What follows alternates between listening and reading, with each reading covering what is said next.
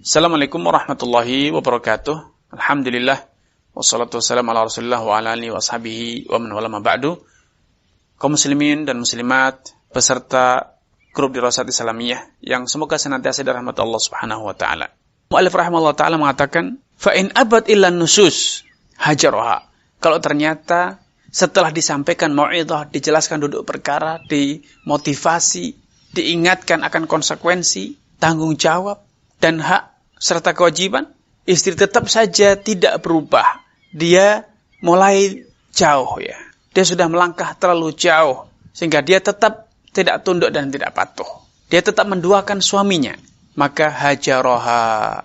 Suami harus mulai menunjukkan ketegasannya, kepemimpinannya, dan keberaniannya mengambil resiko, mengambil keputusan tegas. Tidak berada di bawah bayang-bayang ataupun intimidasi wanita. Hajaroha, dia menghajar, dia boikot istrinya. Dengan cara apa? Dia palingkan punggungnya. Dia tidak tidur berdampingan, tetapi dia membelakangi istrinya. Sebagai isyarat bahwa suami bisa saja menutup pintu. Suami bisa saja mengatakan, saya tidak butuh lagi kepada Anda. Seakan-akan ketika suami tidur membelakangi istri, suami berkata kepada istrinya bahwa, awas. Bisa jadi Anda akan menjadi masa lalu saya. Anda akan menjadi bagian dari masa lalu saya. Apa? Menjadi mantan istri. Karena kewenangan untuk memutuskan masa depan pernikahan mereka berdua ada di tangan suami. Tetapi banyak orang saat ini berkata, Ustaz, justru yang sekarang sering meminta cerai, mengancam perceraian adalah istri, bukan suami. Seringkali yang menggunakan ancaman itu adalah istri, bukan suami. Ya, ini adalah satu kemunduran, satu kesalahan langkah atau salah asuh. Di mana sedari awal pernikahan, suami tidak menunjukkan sikap sebagai seorang pemimpin. Suami tidak menunjukkan sikap sebagai seorang yang bertanggung jawab, seorang laki-laki. Tetapi di zaman sekarang, banyak laki-laki yang berpenampilan laki-laki, tetapi jiwanya jiwa wanita. Dia mudah menangis, dia mudah merintih, dia mudah meratap, dia mudah takut dan gentar. Sehingga ketika wanita menyadari bahwa suaminya penakut, suaminya nyalinya ciut, maka dimanfaatkan oleh wanita. Sehingga wanita yang mengintimidasi, menekan, dan memaksa suaminya. Sehingga selama ini, hajar bukan suami yang menghajar, tetapi istri. Istri yang memboikot suaminya. Ini adalah satu kondisi yang sangat buruk. Ya. Terjadi karena suami telah melepaskan kepemimpinannya. Tidak lagi bertanggung jawab dalam rumah tangga.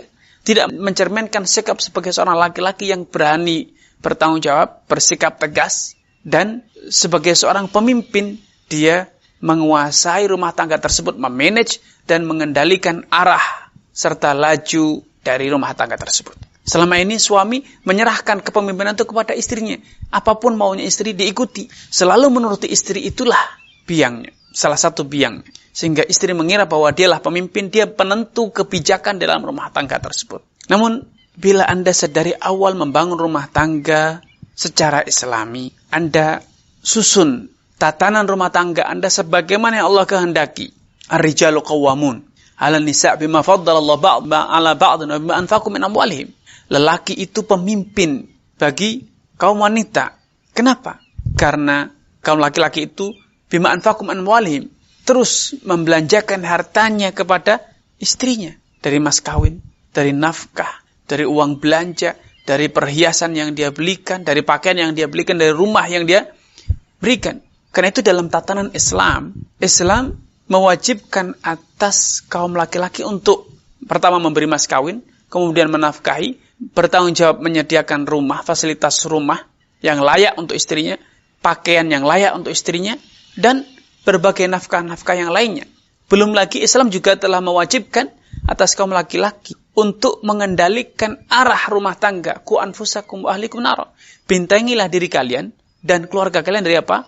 Dari ancaman siksa neraka. Sehingga kalau suami sudah memproteksi rumah tangga itu dari berbagai aspek negatif, maka ketika terjadi kondisi macam ini, suami akan mampu mengendalikan, mampu menyelesaikan masalah.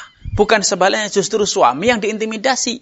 Kenapa? Karena suami ketika menikah, dia mengharap agar istrinya yang menafkahi, agar istrinya yang membeli rumah, agar istrinya yang membeli make upnya sendiri, membeli pakaiannya sendiri. Suami seakan-akan nunut hidup, numpang hidup di keluarga istrinya. Ini salah satu biang.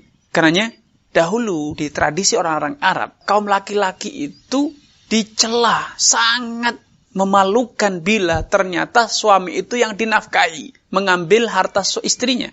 Mereka sangat malu kalau sampai istrinya lah yang mencukupi. Karena itu tidak mencerminkan akan kepemimpinan laki-laki. Ikhwatul iman yang semoga senantiasa dirahmati Allah Subhanahu wa taala.